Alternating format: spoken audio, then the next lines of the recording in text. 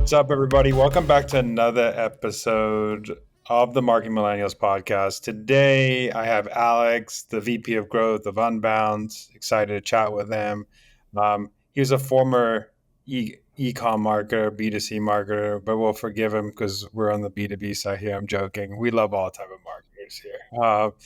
And excited to chat, but I wanted you to give you a little background of how you got into marketing, and then we'll talk more about other things. Yeah, thanks for having me, Daniel. So listen, my background in marketing was, I went to business school and I figured that I would not be smart enough to get through a degree in finance, but I was also really interested in marketing, and it seemed like the most kind of the flashiest possible degree that I could go in for.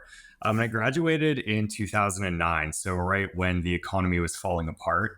My first job really, was at Best Buy Canada on their e-commerce team. And so if you think about the early 2010s, that's really when people were starting to shop online a lot more, and e-commerce was really taking off. So I had the chance to work with a lot of big data, work on like a big website. And that's when, a lot of these concepts of digital marketing and website optimization really clicked for me. So, since then I've sort of worked back and forth on the, on the B2B side and SaaS industry, as well as on the B2C side, often in e-commerce role.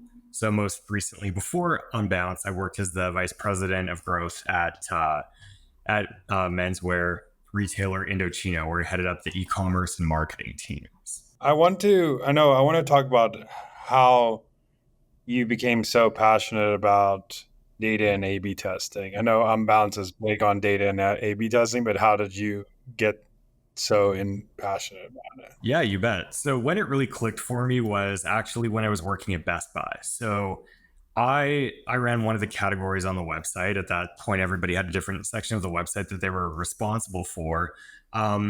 And I ran this test to see if which subcategories I posted on sort of the group homepage would affect sales. And it did, to the tune of thousands of dollars per week. And it kind of shocked me as like a 23-year-old that this one subtle change could make such a difference in what categories we're selling, how much money we were making per week. From the product I was responsible for. And that made it click for me, is that like the closer you are to the point of sale, the more impact you will have on your eventual sales outcome if you start testing there. And from then on, I was hooked. So the rest is history, you could say. Before the podcast, you chatted a little bit with me about how we're in the era of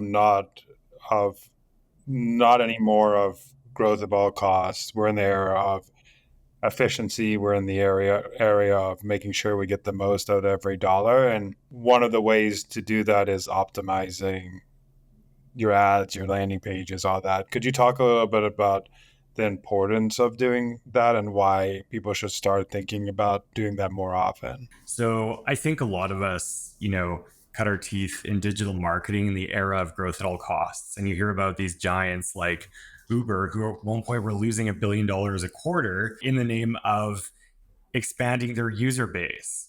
And that was by no means an uncommon story. That was pretty standard for the top tier of tech companies throughout the 2010s. And, all of a sudden there's rising interest rates. There's generally a more competitive landscape out there. I would say that a lot of industries are oversaturated. Customer acquisition costs are going up. And all this to say, like, for the longest time as a marketer, you could get away with a passable website, with a passable landing page, because you were stuffing your funnel with so much cheap traffic that it didn't matter. And now it's like that cheap traffic is expensive. So you can't get away with that anymore. And you're probably finding your budgets are being cut, or at least they're not growing. Customer acquisition cost is going up. And so what this means is you can't rely on that top of funnel as much to drive your success. If you start at the bottom, every customer that comes through your website, to your point of conversion, counts. So every incremental customer you can convert, it's going to look better for you. You're going to get closer to hitting your targets. It's going to improve your bottom line, make your marketing spend more efficient, and, come full circle and build the case for investing more up top when you really need it. So there's my pitch on why, if you're not A/B testing, why if you're not optimizing your website and your landing pages, you absolutely should be. Yeah, I mean, you hear this all the time about leaky funnels, and the concept of leaky funnel, but Yeah. even at this day and age, it's more important than ever because every sale, every person that comes in matters. And now people are optimizing even more and more of different creative they have to run to get exactly that audience. So wasting those dollars as they come in is not a smart strategy anymore. For those who are new to A/B testing, can you explain what is A/B testing in the sense of how you would explain it and why it's so powerful? A/B testing is one of those things that kind of has this cult of rigor around it that can be intimidating if you don't do it. And again, I don't have a PhD in math, so I don't want to get into the side of it that's around statistical significance and whatnot, because if you're using the right set of A/B testing tools, all of the mathematical rigor will be taken care of for you. At the end of the day, A/B testing is this: you've got a web page. It's converting a certain number of customers to take a next step. That might be signing up to your newsletter. It might be signing up to try your product. It might actually be purchasing your product. You create an exact copy of that web page. You make one change and you run traffic to both of them. After a certain amount of time, you check in, see which one's the winner. That becomes your new control. You create a new version of that one as sort of the challenging variant, and the process repeats itself. That's all A/B testing is. You said this with your Best Buy experience, but one one line of copy in the headline, one change of word, one change of color can incrementally push that number up or even push it down. So it's you have to be testing all the time those messaging, the color, the creative, the form, just to make sure you can squeeze as much out of that funnel as possible. Exactly. So, like, even I mean, one of the reasons that Unbounce became what it is today is that marketers needed a way to quickly and easily iterate on pages that were hyper targeted to a given stream of traffic. And you might think, well, that's great. Like, I'm targeting a certain subsegment of my customer base, my target market, with this landing page. Do I need to test it? And the answer is yes. You absolutely need to test it. Like, even for Unbounce, we recently ran a test that used different types of imagery as the hero image on one of our landing pages. And I personally thought that one of the variants was going to win. I was like, "This is beautiful. It really speaks to me. I love this image. We've got to test it." And team's like, "Okay, that's great, Alex, but we should probably test a couple other variants as well." So we had our control, the original image that we had at the top of that page. We had the variant of the image I wanted to test, and we had two more. And believe it or not, the one that I like the most was the second worst performing of the four. It was actually worse than the control. So the idea is you need to be testing not only because you should be optimizing toward the taste of your customers, but because even if you fall within your own target market, your sample size of one, you need to be targeting what the aggregate of all of your customers is. And as it turns out, the winning variant of the image was the one I thought was the most boring. But it actually spoke the most to our customers and drove something like a 20% improvement in click-through rate. So it really goes to show that you can start by trusting your gut, but you can't end with trusting your gut. You should be validating every thought that you have. How would you what advice would you give to a marketer who is dealing with a leader who has this stuck mindset of, hey, at this last company, we did forms like this, or we wrote headlines like this, or we did hero images like this. Um, we don't need to test this. What advice do you give to them? As someone who's reported into leaders like that in the past, and as someone who's been that leader in the recent past, I mean, the words "great, let's test it" should be your go-to. Like, if you can pull that out every single time, I think that it really takes the solution out of a battle of wills, and says, "Yeah, I hear exactly what you're saying. We want to validate it in this specific context." Going back to my previous example, the image I liked was because something similar had worked well for me in the past. And as it turns out, being willing to be proven wrong was the best thing I could have done in that situation.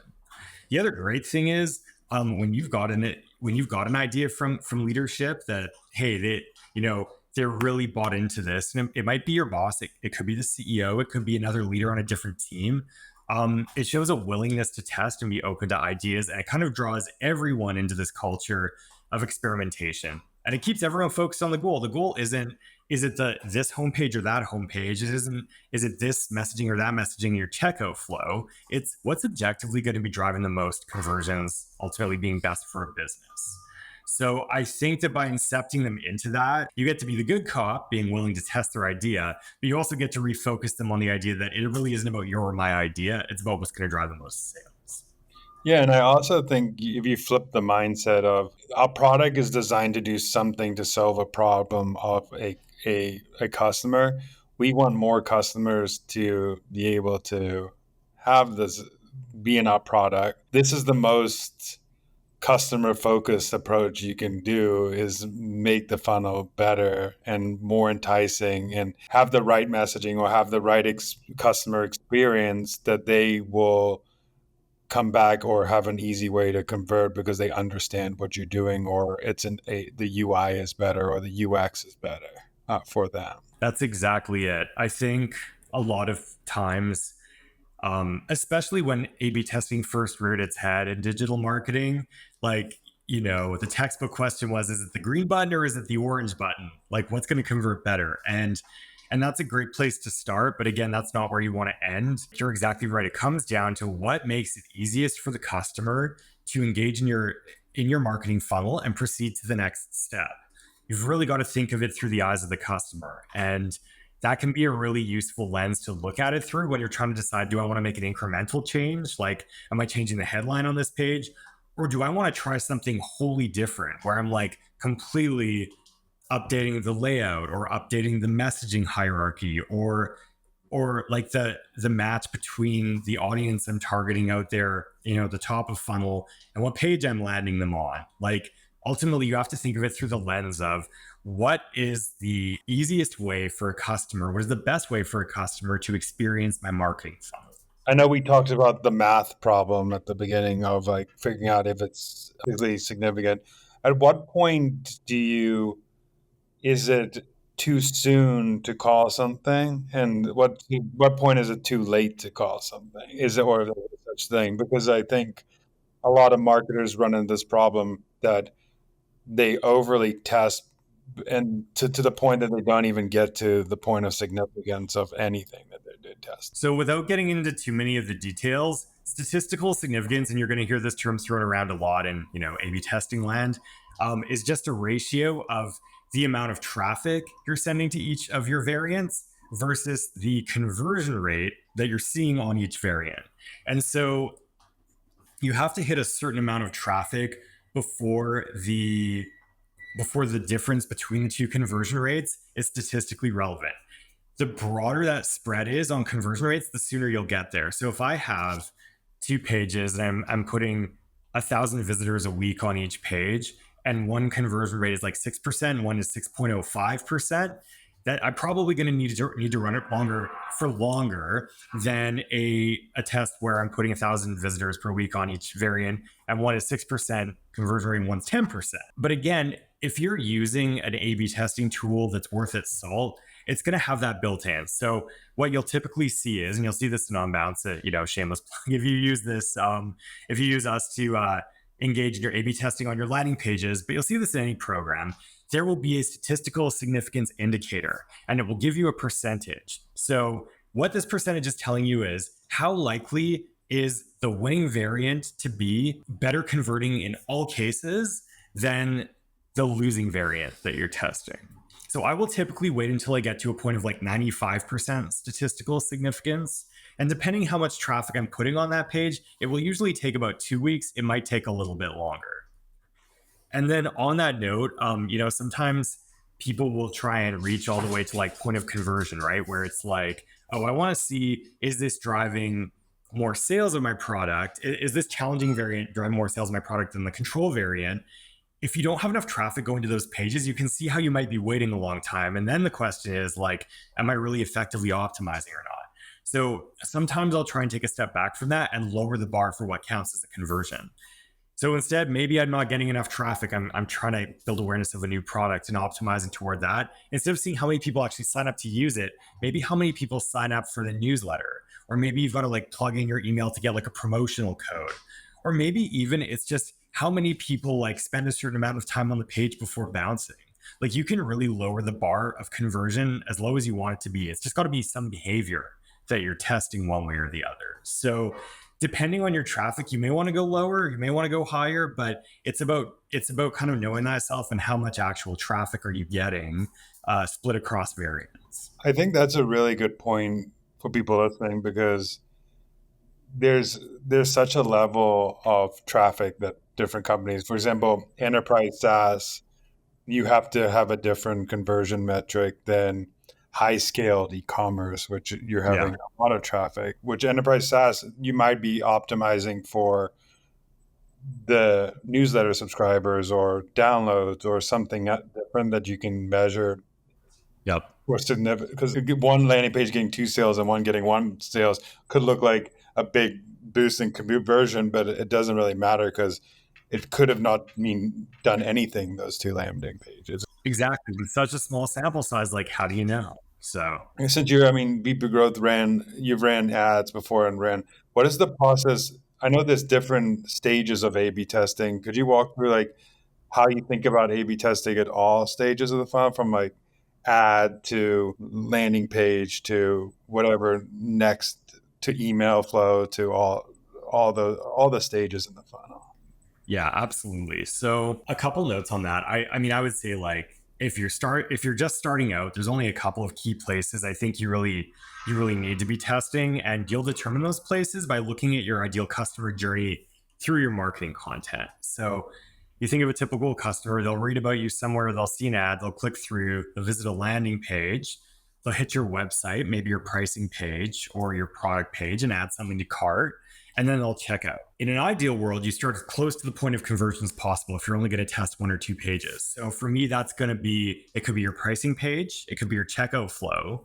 For a lot of people, that can be difficult to access, especially if you have to work with your dev team or your product team. So another good spot to, another good way of thinking about that could be start with your landing page, which is the bottom of your marketing funnel and sort of the top of what comes next in the customer journey. But then back to your original question, ideally you're testing all the way across the marketing funnel. And that would range from everything, honestly. You should be testing ads. So when I think about testing ads, I try and keep it really simple because ads are like a very controlled marketing environment. So it could be as simple as like dark background versus light background. That's what I like to go for because it's quite easy, especially if you're time or resource strapped. It's almost a given. I think that where I see a lot of people start is with headlines. So that's obviously another one that you should be starting with is like A/B testing your headlines. That would apply to ads for sure. Some of it could be around testing the performance of the same ads across different audiences, and that gets a little bit tricky to test, but you can still swing it. Or alternatively, different ads that you've used successfully in different areas or segments, testing against the same segment head to head and seeing what performs better. And then landing pages, I think broadly speaking, by the way, stop me if you want, because I could go on about this all day. No, keep going. I think the more details you can give, the better. Yeah, sounds good. So typically your ads are going to be, as I said, pointing to a landing page. That's topic for another day. But if your ads are going directly to your homepage, that's like a terrible user experience. And we need to get you using landing pages as soon as possible. So landing pages, again, the easiest, most accessible one is change your headline. Ideally, your headline should match whatever you're saying in your ads. And that's sort of conventional wisdom. But that's not to say that it always has to match exactly. It's like the spirit of what you're saying should match. As in, if whatever they're clicking on their ad brings them to this landing page, the first thing they read on their page should validate that they're in the right place. So it doesn't have to exactly match, but it should match close enough. So if you're A/B testing your headline on your landing page, you should probably be doing it in conjunction with whatever the headline is in your ads so that they know they're in the right spot. And then broadly speaking, how I think of the other buckets on landing pages are like, what's your hero image? That's a big one, as I said earlier, that I love to test. You've also got your layout itself. What elements are going into the page to build trust and establish your value propositions of whatever it is you're selling? And then finally, your call to actions. That's the proverbial green button, orange button at the bottom, but it's more than that. It's what fields are on your form?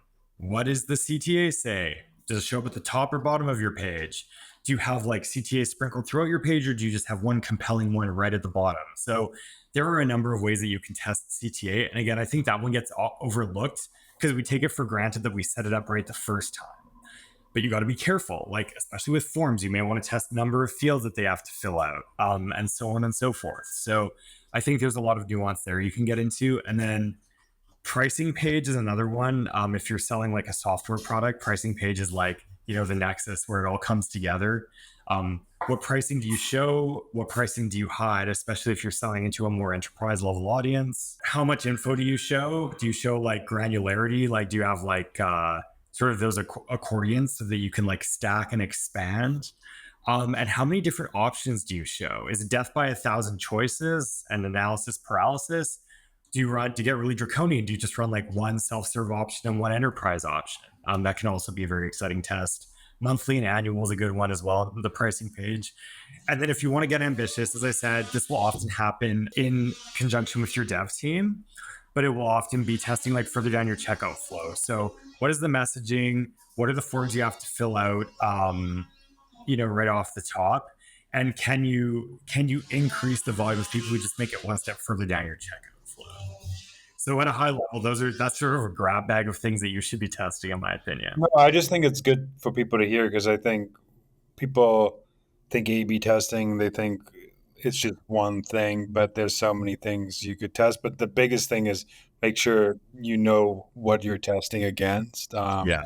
I think that's a problem. Like you can't test a headline on one page and then a CT on the other and say, "Oh, this one converted." It has to be Yeah. fair test against the two. I also was going to ask you is I've been in situations where we did testing and we saw what's successful or not, but there was never really a culture of like documenting learnings, putting it down, and making sure you share the learnings throughout the company. So how do you create that culture? One of making sure people are testing, but also making sure that there's actual learnings from it. There's actual dogging, and there's actually like post-mortems from these learnings that we're doing on testing. Okay, so that's a really good one that I almost glossed over. So I'm glad you brought it up. I feel like I've been in exactly the same position where, and earlier in my career, this felt like the most useless thing to do. I'm like, we know what we're doing, we know what we're optimizing toward. The results speak for themselves. Why do we need to document this? Because it can just feel like working out loud taken to the nth degree, and it feels like a make work project. But I promise it's not. It's super critically important to be documenting every test you have. And when I say documenting, ideally you want every step of it. You want to document your hypothesis. So what were you thinking? And you want to do this even before you start designing your experiment, because honestly, it can help you get really clear on what you're trying to accomplish. So it helps you set your experiment up for success before you even start. Ideally, you save little screenshots or something of the variants you tested. Again, your A/B testing tool will save your little variants for you, of course, but it never hurts to have screenshots of your mockups or like what elements specifically you were testing for an easy point of reference. And then obviously you want some sort of spreadsheet, and you can probably document all this on a spreadsheet or link out from one, but then you want a spreadsheet with like, what were the results from each of the experiments? How long did you run them for? What was the winning variant? And what were some of the learnings? Even if the results were inconclusive, it tells you something. So to your point, it's great to take a beat when you finish off and figure out, what did I learn from this? Or like, what is still a mystery? Something like 4 out of 5 experiments end with inconclusive results.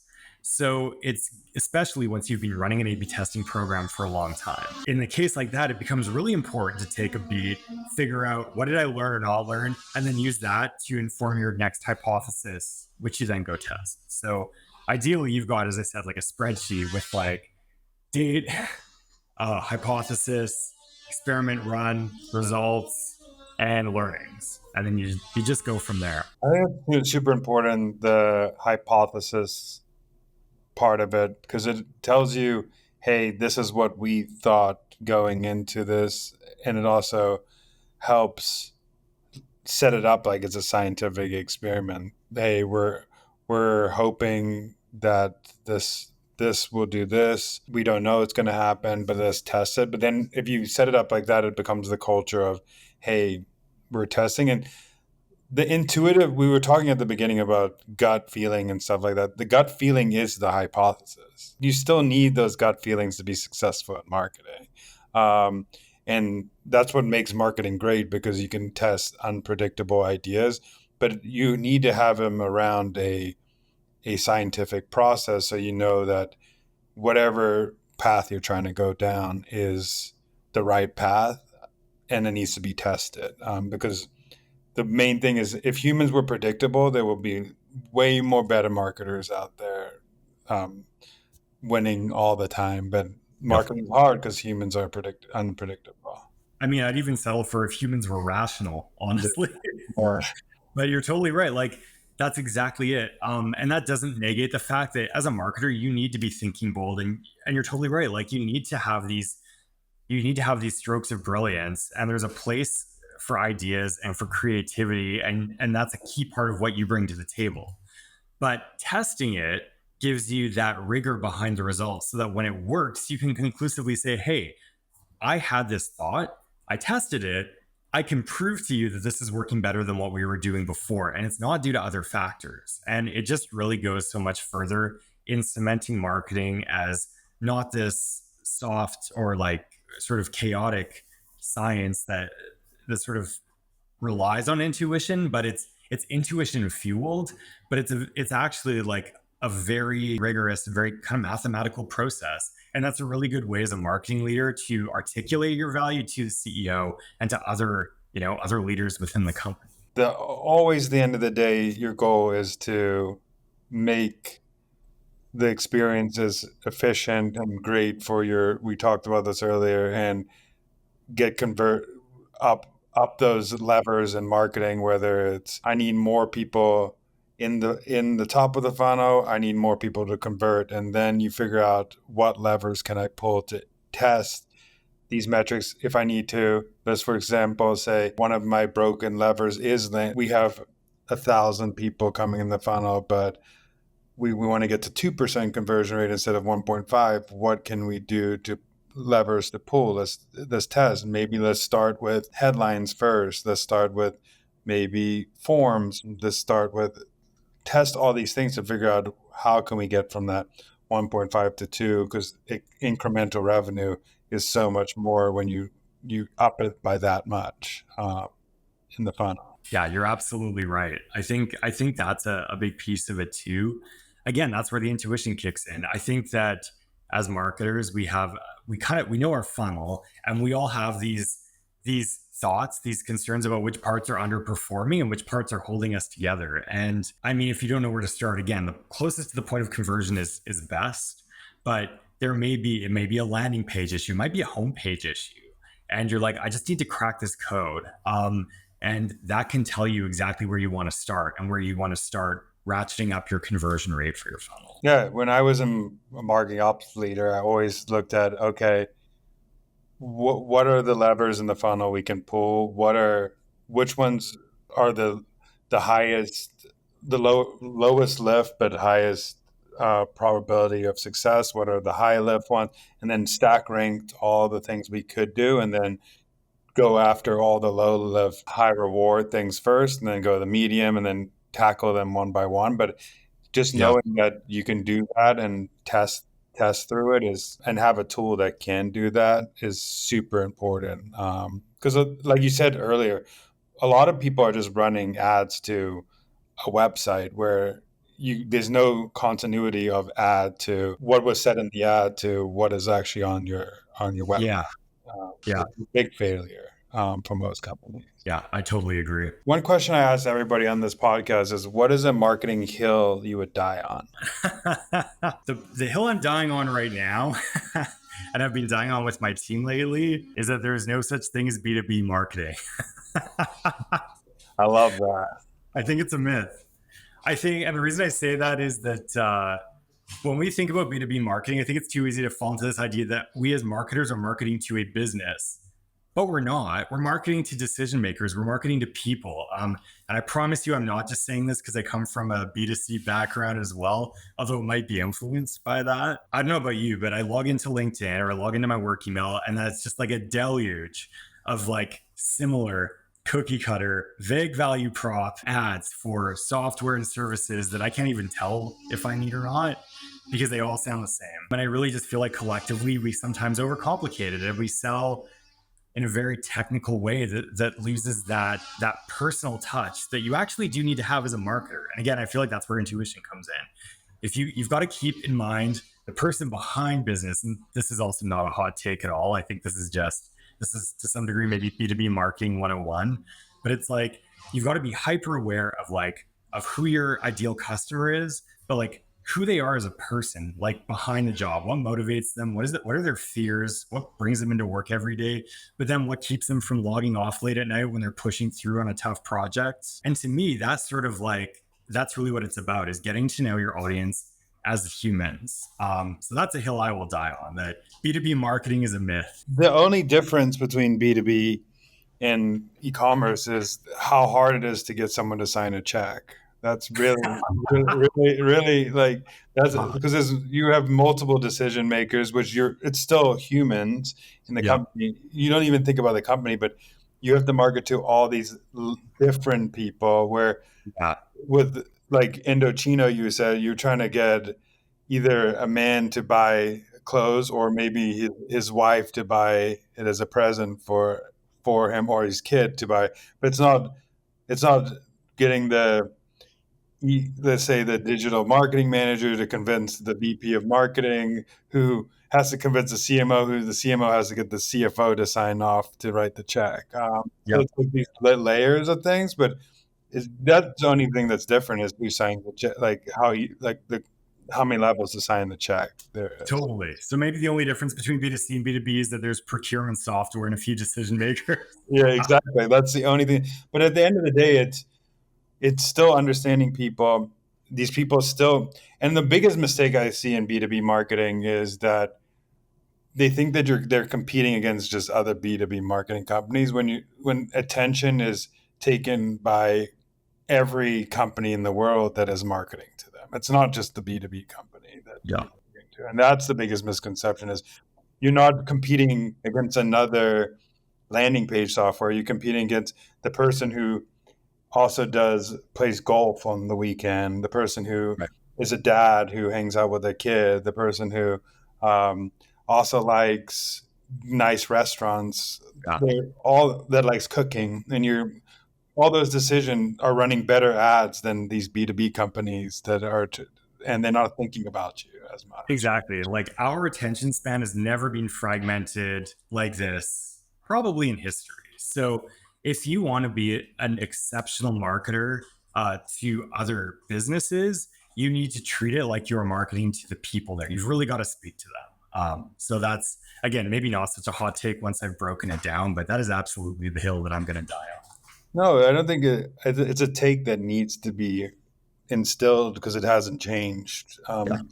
It's gotten better over the years. There have been better Yeah. companies coming, and they're slowly getting that. But e-commerce is slowly making like how we buy very different with the speed Yeah. we buy, the ease of buy, and you need to replicate that on the B2B side. Otherwise, you are going to really be left behind as a company. So.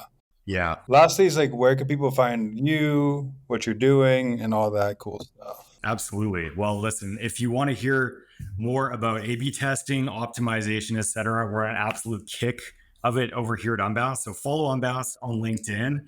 You'll probably see me chiming in with my opinion and hopefully some more spicy hot takes. And follow us there. We've got a couple of webinars coming up about optimization and how businesses can get themselves ready for the holiday season. So yeah, stay tuned. Follow us over on LinkedIn.